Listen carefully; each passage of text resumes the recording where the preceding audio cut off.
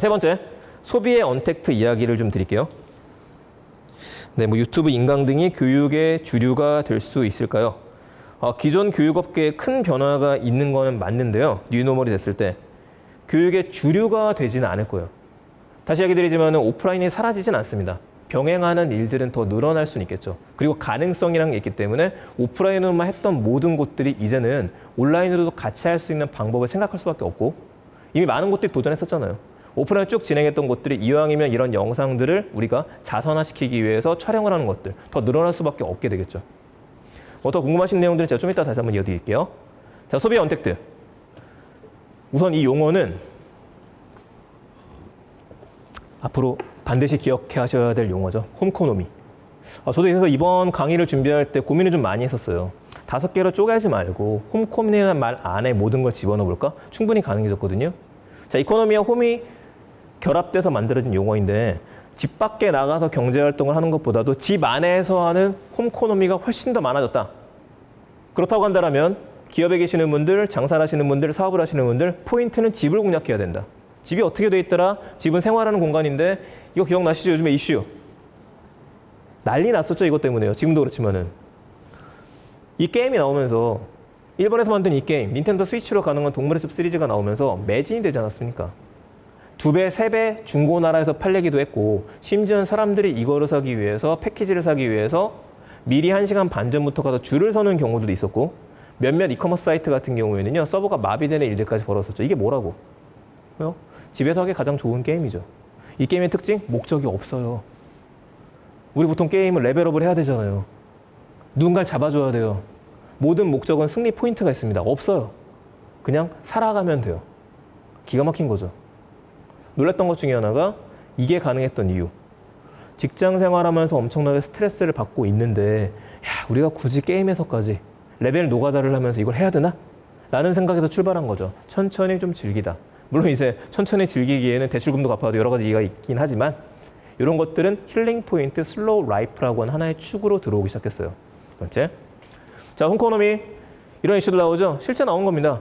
식품 음료 신문에 나왔던 기사죠. 1분기 식품 생필품 구매액이 7.7% 늘어났더라. 강제 홈코노미 시대가 임박했다. 강제예요. 집에 있으니까. 강제 워라벨의 강제 홈코노미입니다. 그리고 제가 이건 참 제목을 잘 뽑았다 생각하는데 집은 어디까지 가능할까? 집에서 못하는 일이 뭐가 있지? 이 고민을 하기 시작해요. 가능하죠. 인터넷이 잘 되니까. 전제 조건이 있습니다. 집에 인터넷이 돼야 돼요. 인터넷이 안 되는 상태 여러분들 집에만 있는다? 미쳐버리겠죠. 모든 게 가능하기 때문에 홈 이코노미가 가능해지는 겁니다. 자, 매출 증가. 홈코노미가 됐을 때 매출 증가하는 곳들 어디 있을까요? 이거 뭐 다들 머릿속에 바로 떠오르실 것 같아요. 집에 있다 보니까 매출 증가가 되는 당연하겠죠. 어디요? 커머스, 배달. 그 두 군데입니다. 그러니까 이슈 나올 수밖에 없죠. 코로나 2달, 온오프 유통업체 희비 교차. 식품 매출이 65.1% 늘리더라. 배달앱이 배달의 민족 바르고 엄청나게 성장을 했다. 외식업계 생존 전략, 테이크아웃이냐 배달이냐. 배달앱 시대 코로나19로 안 하던 배달을 시작합니다. 하셔야 되죠. 이거는 필수인 것 같아요. 배달을 할까 말까 고민하셔야 되는 게 아니라 무조건 해야 되죠. 물론 우리 가게는 프리미엄이야.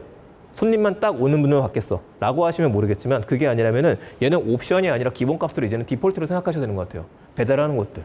배달 안 한다면은요 가지고 갈 수 있도록 드라이빙 스루가 요즘에 유행하잖아요. 그런 것들 고민하셔야겠죠. 백화점, 대형마트, 텀미까지 치고 들어간 쿠팡 팀원이라는 기사가 쭉쭉쭉쭉 나왔습니다. 당연한 얘기겠죠. 자, 쿠팡 팀원 주가 계속 올라가죠. 쿠팡 매출 계속 올라갔다는 기사밖에 안 나와요, 요즘에요. 그러면 확산 수혜 이런 회사들 요즘에 갑자기 만들었을까요? 아니죠. 이미 5년 전에 우리 메르스가 있었을 때부터 똑같은 기사가 등장했었습니다. 시계를 과거로 돌려서 네이버에서 뉴스 검색으로 놔둔 다음에 5년 뒤로 돌려보세요. 5년 전에 어떤 기사가 나왔었는지 똑같은 기사 나왔었습니다. 순풍, 이커머스 잘 돼. 이미 있었어요. 축적됐던 것들이 계속해서 터져 나오고 있는 것들이죠. 앞으로 더 잘 될까? 얘네들이 안 망하는 한 잘 될 겁니다. 지금 말도 안 되는 일 벌어졌잖아요. 적자를 줄인 것만으로 칭찬받는 데가 쿠팡이죠. 자, 김집사가 심심치 않게 경기도일 때는 보이실 겁니다. 김집사라는 노란 것들을 메고 다니시는 분들이 보이기 시작해요. 심부름이죠. 심부름 센터. 점점 이쪽 분들이 많아지기 시작해요. 아이러니하고 약간은 슬픈 거는 여기서 일하시는 분들 수많은 사람들이 어디서 나오게 됐느냐? 저희들이죠. 부업이 필요했던 분들이 많이 뛰어들기 시작했죠. 그래서 택배 물량을 맞추고 있다는 얘기까지 나오고 있죠. 자, 유통업계는 점점 더 많은 이슈가 나올 겁니다. G마켓과 옥션 지금 매각 들어갔죠? 5조에 나왔어요. 5조라는 금액은 어느 해에 나왔던 금액이냐? 배달의 민족이 5조 얘기 나왔었죠? 이거 3월 달부터입니다. 롯데에서는 통합 쇼핑몰이 등장했죠. 롯데온 2020년 4월 달에. 티몬이 이거 어제 떴던 기사입니다. 2021년에 지금 상장을 목표로 하고 있죠. 마찬가지로 지금 쿠팡 같은 경우에는 나스닥 상장에 대한 얘기들이 솔솔 나오고 있어요. 또 봐볼까요? 그다음 이커머스 업체만 잘 됐을까요? 여러분들 물건을 사실 때 집에 계시다 보니까 이커머스로만 사나요? 아니죠. 여기가 성장했죠. 편의점. 동네에 있는 동네 식당들, 동네 저입점들. 예전에는 차를 타고 가서 한꺼번에 사오기 때문에 우리 집 주변에 있는 물건을 파는 곳들 잘 안 갔었는데 이왕이면 집 앞이니까 잠깐 가서 금방 사오는 것들. 이게 늘어났었습니다. 그중에 하나 편의점 약진했죠. 방긋. 효자 상품. 계속 얘기 나옵니다. 편의점은 강했고 슈퍼는 효자다. 영업이익이 300% 늘었어요. 이거 지금만 는 거 아닙니다. 이미 작년부터 데이터가 계속 올라가고 있었어요. 초개인화 맞춤화 시대가 되면서 사람들이 대형마트를 안 가면서 계속 나왔던 이슈였는데 지금 폭발적으로 성장한 거죠. 계속 나오는 이슈들입니다. 그런데 그냥 가만히 있는다고 성장하진 않습니다. 어떤 일이 벌어졌느냐? 자, 이걸 고민하셔야겠죠. 조금 시간이 걸려도 되면 이커머스입니다. 로켓 배송 좋잖아요. 근데 로켓 배송 지금 여러분들이 지금 주문하시면 언제 오죠? 예, 내일 새벽에 와요. 그 기다려야 돼요. 당장 필요하면은요. 집에 가다 편의점에 맥주 사가시면 되는 겁니다. 기다릴 필요 없이. 그러니까 여기서 핵심은 뭐냐? 신뢰, 시간의 절약, 내가 주문했던 상품이 그대로 도착한다는 믿음, 내가 주문했던 것들이 사기를 치지 않는다는 것들. 요즘에 이커머스 신선식품 시장이 굉장히 많이 요동쳤었죠. 그러면서 원산지를 속이는 일들까지 벌어졌어요. 이거 소비자들은 기본적으로 영리합니다. 지금 제가 앞에서 강의를 하고 있지만은요, 저보다도 지금 훨씬 뛰어나신 전문가분들께서 방송 듣고 계실 거예요. 저희들은 서로 같은 지식을 갖고 있어요. 잘 정리하냐의 차이인 거죠. 자, 그렇다면 마찬가지입니다. 물건을 파는 사람들 잠깐만 실수를 하게 되면은요, 그 사람들이 이미 다 알게 돼요. 제일 위험하다. 중요한 건 신뢰성이고 투명성, 정직성, 앞으로도 이슈가 될 거예요. 자, GS가 배달 서비스를 시작했습니다. 4월 26일자로. 볼까요? 네, 롯데온 성장할 수 있을지 좀 이따 한번 얘기 드릴게요. 편의점 택배 정기 구독 서비스가 들어갔죠? 프라임 클럽이랑 들어갔어요. 프라임 클럽. 편의점도 지금 택배 서비스를 정기 구독을 합니다. 무인 냉장고 보관함이 생겼어요. 아이스크림 주문했었을 때요. 아이스크림 주문하면 택배에 넣어놓고 가는 겁니다. 냉장고죠. 집에 가면서 찾아가서 집에 가서 아이스크림 케이크 드시면 돼요. 마지막, 초저가 택배 경쟁 계속 나올 겁니다. 왜? 편의점이 작을 필요가 없거든요. 편의점에 하나의 작은 스테이션이 돼도 되죠. 편의점에서 커피를 마셔도 되죠. 커뮤니티 공간으로 만들어도 되겠죠. 큰 변화가 생겼다. 근데 축적됐던 변화다. 그러니까 하나가 더 성장한 시장, 밀키트 시장, HMR 시장입니다. 배달해 먹는데요? 아니죠. 이슈가 터졌었잖아요. 배달 기사분이 감염되는 일도 벌었었죠. 그때부터는 아니었었지만은 집에서 맨날 배달만 시켜 먹는 분들이 지겨운 겁니다. 맨날 골라서 배달시켜 먹기도 그랬고. 내가 집에 있는 동안 요리는 한번 해볼까? 잘 모르겠어요. 어떻게 할지. 유튜브로 봐도 모르겠어요. 그러니까 뭘 시키기 시작하느냐? 그냥 조리만 하면은 되고 약간 고춧가루 털어주시면 되고 그런 것들을 주문하기 시작하죠. 그러니 성장했죠. 밀키트. 집에 있는 동안에도 신선식품을 먹을 수 있다. 집에 있는 동안에도 한 번만 돌리기 시작하면 손으로 만든 것처럼 정성 들인 음식을 맛볼 수 있다. 이런 것들이 등장합니다. 직접 요리하시는 분들이 늘어나요. 이거는 줄어들지 않을 것 같습니다. 한번 주문했던 사람들은, 편하게 주문했던 사람들은 DNA가 각인되기 때문에 과거로 돌아가진 않아요. 쿠팡 써보니까 편하던데? 팀원 제일 편했던 것 같아. 야, 그거 설렁탕 시키자. 하는 경우에 재워놓고 쓰는 분들은 늘어나겠죠. 그러니까 기사 앞으로 계속 뜰 겁니다. 외식보다 집밥, 장기화로 수요가 증가했다. 계속 나오죠? 소자본 배달 음식 창업이 늘어났다. 그러니까 별도의 지역, 내가 지금 하나의 가게가 필요한데 가게 평수를 줄이시는 분들이 늘어났죠. 아예 배달로 들어가기 시작합니다. 아예 배달에 올인하셨던 분들 같은 경우는 요즘에도 크게 매출 변화가 없었겠죠. 음식이 맛있으면은 더 많이 배달을 시켰을 테니까요. 그래서 아까 배달은 필수라 했었죠. 두 번째, 공유 주방에 대한 얘기들이 지금도 계속 나옵니다. 위쿡이 매출이 2달 사이 24% 올랐다 그러죠. 공유 주방도 언택트 바랍니다. 주방을 공유해 쓰는 거죠. 포장까지 다 해주고 배달까지 해주고. 이런 서비스들, 이쪽 창업을 꿈꿨던 분들이라면요, 입점해서 할 수 있는 서비스는 될 거예요. 대신에 조심하셔야 되는 거는 시작이 쉬우면 실패도 쉽습니다. 이거는 고민을 하셔야 돼요.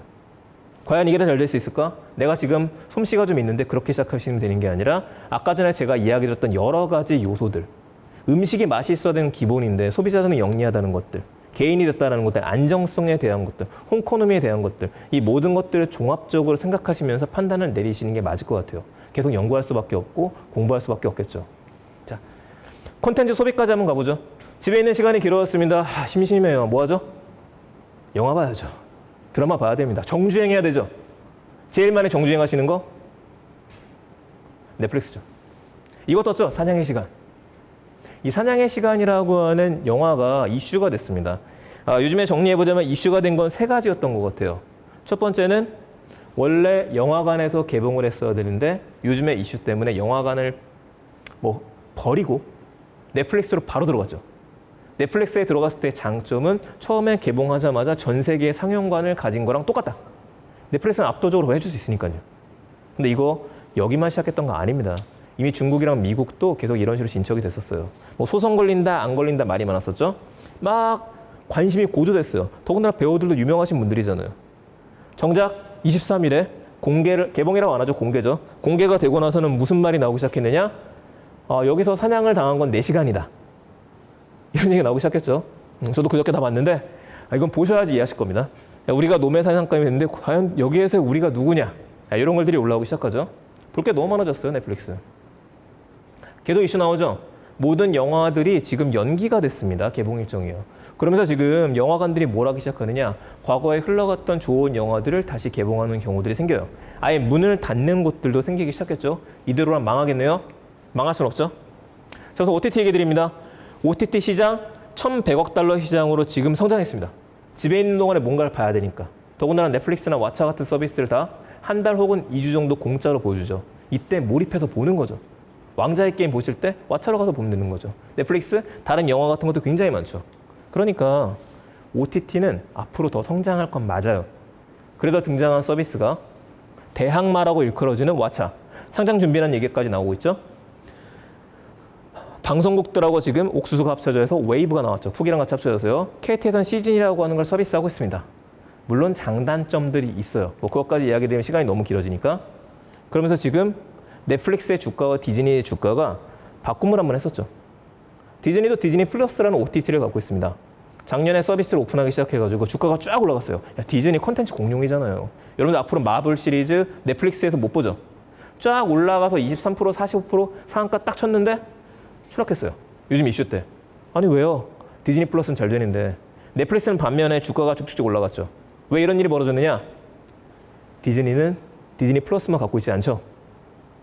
디즈니 랜드가 있잖아요. 디즈니 랜드가 문을 닫아버렸는데. 근데 앞으로는 더 성장할 수 있을 것 같습니다. 앞에 있는 수익률은 제 수익률이에요. 금액은 안 보여드렸고요. 4월 달에 시작한 서비스 중에 하나, 이건 좀 주목할 만한 서비스인데 퀴비라는 이름의 서비스가 나왔습니다. 한 입에 먹을 수 있게 컨텐츠를 줄였다. 그래서 이건 컨텐츠에 지금 사업하시는 분들은 이거 반드시 집중해서 고민하셔야 될 것 중에 하나입니다. 5분 단위로 줄였고요. 10분 단위로 줄여버렸어요. 이렇게 줄이면서 컨텐츠를 볼 수 있게 만드는 특징은 인터넷을 쓰는 모든 곳에서 볼 수 있는 게 기본값인데 원래는 그게 정상이잖아요. 얘도 뉴노멀이죠? 아닙니다. 그냥 모바일이에요. 모바일 온리. 모바일에서밖에 못 봐요. 그래서 밤에 조도 센서가 작동하기 때문에 특정 영화, 공포 영화는 밤에만 볼 수 있습니다. 아니면 불을 꺼놓고 보셔야 되는지. 턴 스타일링이 적용이 됐기 때문에 가로 모드로 놓고 영화를 보다가 주인공이 지금 뭘 보고 있는 거지? 궁금해서 세로 모드로 바꾸시게 되면요. 이 화면이 그냥 세로로 돌려지는 게 아니라 주인공이 세로 모드로 다시 촬영한 영상이 나와요. 그런 식으로 볼 수 있게 새로운 것들을 적용했더라. 이미 출시 전부터 엄청난 물량의 광고비를 받았죠. 새로운 스타일입니다. 뭔가 기회는 항상 있어요.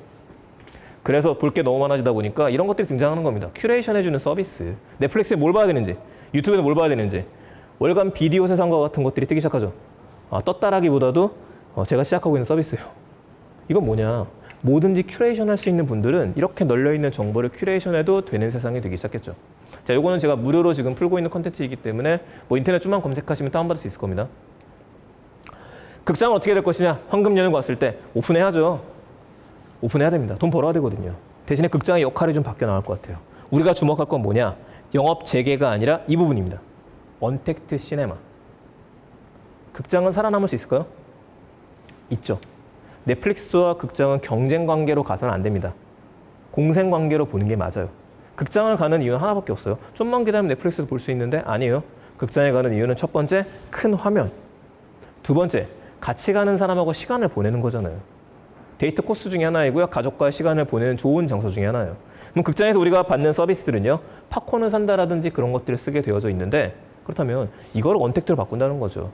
팝콘을 살 때 찍으면 문 살짝 열리고 가져갈 수 있는 것들.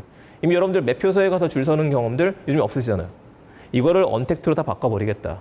그러면 앞으로 영화의 극장의 경쟁자는 누가 되느냐? 에버랜드가 돼야 되죠. 놀이동산이 돼야 됩니다. 여기서 와서 즐길 수 있는 경험치를 주는 것들. 지금과 같이 있는 포토포인트, 와서 사진을 찍을 수 있는 거 더 많이 주는 것들. 와서 우리가 영화를 봤었을 때 뭔가 기념품 같은 걸 줄 수 있는 것들. 오프라인에 줄 수 있는 가장 큰 장점들. 이걸 해야겠죠. 더 많은 고민이 아마 저보다 더 있으실 겁니다.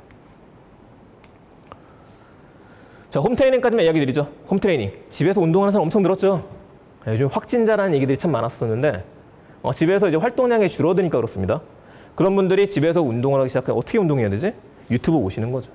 유튜브 봐서 운동을 하기 시작하다 보니까 굉장히 많은 트레이너분들 중에서 인공지능 방식으로 들어가시든지 아니면 자신의 영상만 촬영을 하시든지 그게 아니면 유튜브 앱을 이미 만드셨거나 자기만의 피트니스 앱을 만드셨던 분들은 이미 크게 지장이 없죠. 요즘 사태에도요. 그러신 분들이 많아졌습니다.